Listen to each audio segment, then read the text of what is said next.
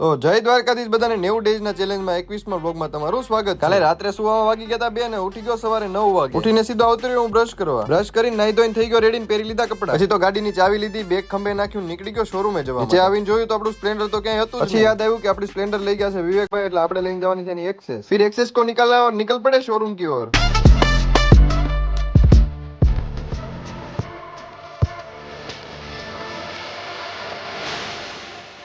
તો ફાઇનલી પહોંચી ગયો શોરૂમે. પીસી ઓન કરીને પછી કરી નાખ્યા ભગવાનને દીવાબત્તી કરીને મંગાવી લીધી મસ્ત મજાની ચા ને એક કપ ચા પીને હું લાગી ગયો મારા હિસાબ કિતાબના કામકાજમાં. પછી તો કામમાં વાગી ગયા 1:45. જમવાનું બાકી હતું એટલા માટે કામ પૂરું કરીને હું સીધો આવતો રહ્યો જમવા માટે. જમીન સીધો આવતો રહ્યો શોરૂમે તો થોડી ઘણી વસ્તુ લઈને જવાનું હતું બીજી દુકાને મૂકવા માટે, એટલે એક્સેસ કાઢીને નીકળી ગયો બીજી દુકાને જવા માટે.